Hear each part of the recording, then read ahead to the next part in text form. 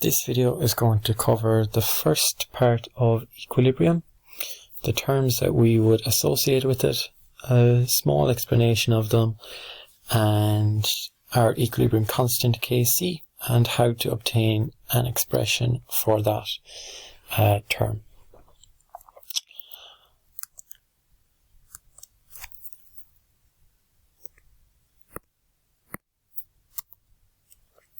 Okay, so as you can see, equilibrium comes up in our Leaving Cert every year.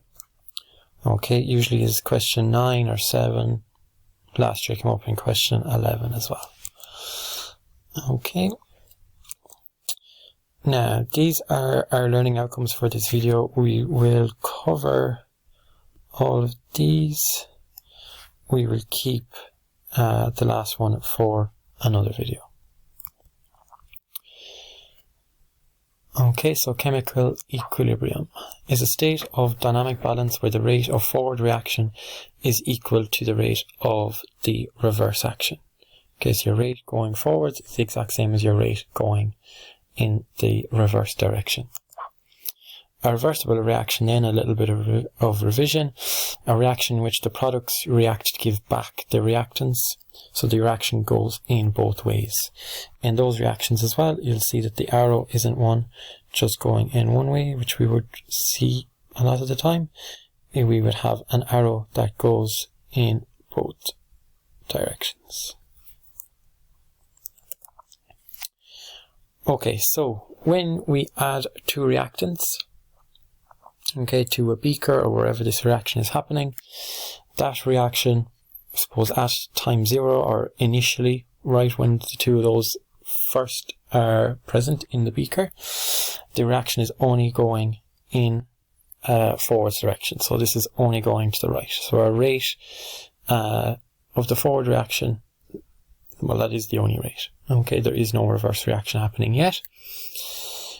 Over time, A and B react together to form products, C and D. Okay, when C and D are formed, they can react together and start to go in the reverse direction and start to give you back your original reactants A and B. So here in this second line, our white arrow for our forward reaction is a little smaller than the arrow on our first direction up here. Okay, in these diagrams, the size of the arrow is indicating the rate. Okay, so you'll see here the arrow down here between for A and B going to C and D is a little smaller, so the rate isn't as large.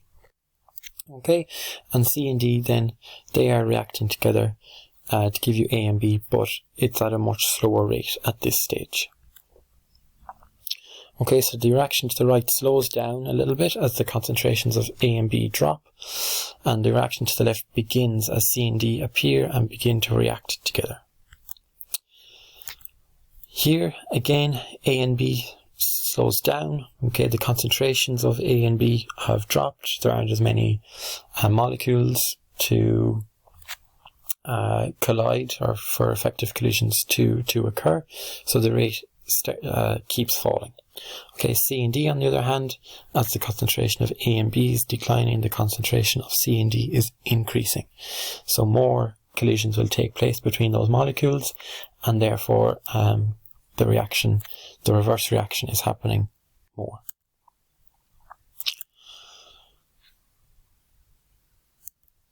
Okay, and then eventually we get to a situation where the forward reaction between A and B is happening at the exact same rate as our reverse reaction between C and D. So in this, reaction to the right slows down, okay, while the reaction to the left speeds up until both are equal. This is what we would call equilibrium. Okay, so the system is now in equilibrium. To you, maybe watching this reaction happening, the reaction would have appeared to stop, but in actual fact, the forward reaction and reverse reaction are actually just happening at the same rate that it almost appears that nothing is happening. Okay, the quantities of all substances stay the same. The reaction is going equally fast in both directions, so we say the system is in dynamic equilibrium. Okay, so these terms, dynamic and static equilibrium, for those people doing physics, you would have come across dynamics. Equilibrium, even by the makeup of the word, okay, the first bit of it, you could almost guess that it's something about being equal or a balance. Okay, static we would have associated with being still, and dynamic we would have some sort of movement involved. Okay, so even those of you maybe doing Leaving Cert PE would have come across dynamic or dynamic movement or something like that. Okay, so static equilibrium, the system is not moving. Okay, so something like the law of the lever. Okay, having a meter stick suspended and having it balanced by a piece of thread, that would be an example of static equilibrium. While dynamic implies movement but no overall change in position. Okay, so maybe running on a treadmill, walking up an escalator. Okay, so if the escalator is moving down and you're trying to go in the opposite direction, you're not going to move. Your position isn't going to change even though you're moving.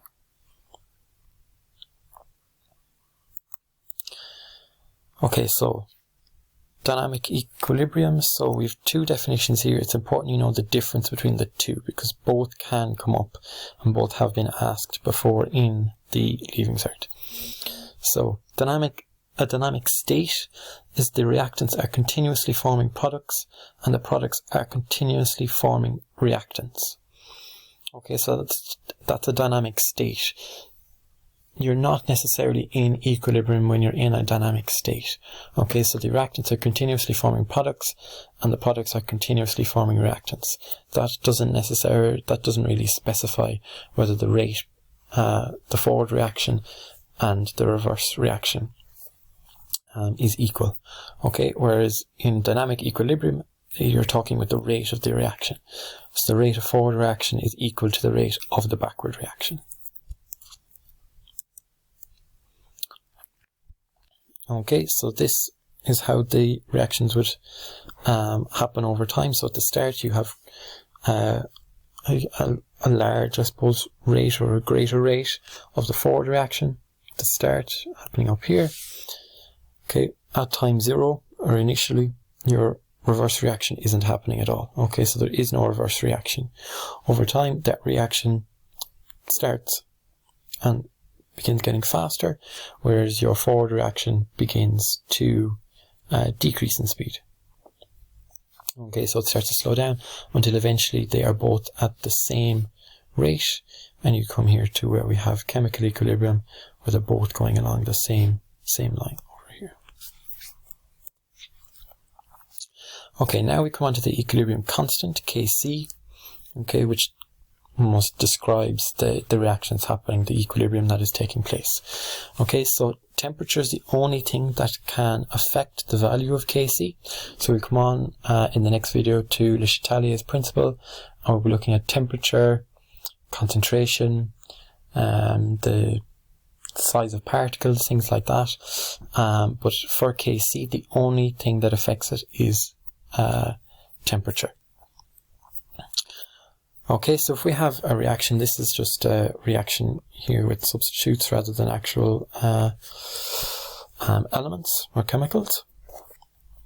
Okay, and this then is how we would form our expression for Kc down here. Okay, it's a little bit easier maybe to explain using an example. Okay, so if we have our reaction happening there, okay, if we try and come up with a value for Kc. Okay, so above our line we have our products. Okay, so this is going to be SO3 up here. In square brackets, these square brackets are very important. Okay, if you do not have these square brackets, you do not have the correct answer. Square brackets represent concentration. Okay, and then our power here is 2, okay, because we have a 2 before our SO3 in our balanced chemical equation. Okay, below the line then goes our reactants. Okay, so it's SO2. Okay, it's part of 2. And then over here we have the concentration of O2. Okay, and that is our expression for Kc for that equation. Okay, and there, thankfully I'm right. Okay, so if we look at this reaction here, which is from the 2010 state examination. Alright, so our products are on top, so Kc here is going to be square bracket.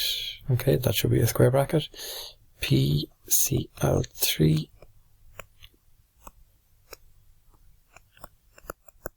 Cl2, and then below the line we have PCl5. Okay then, and then in questions you will be given the information in order to work out the different concentrations and work out what your value for Kc is, or you could be given Kc and you could be asked to work out the concentrations. More often than not you're going from the concentrations to find Kc, but you can be asked either way. Okay, and just one last example. Maybe pause the video and try and do it yourself. So Kc. Okay, so again, we're going to have our products on top. So we'll have Hi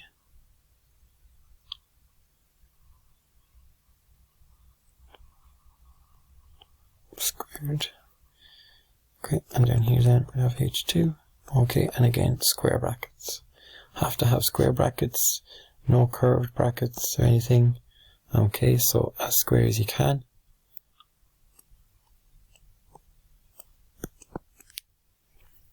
Okay, and that's our expression for Kc for this question. Okay, so that is an introduction to equilibrium.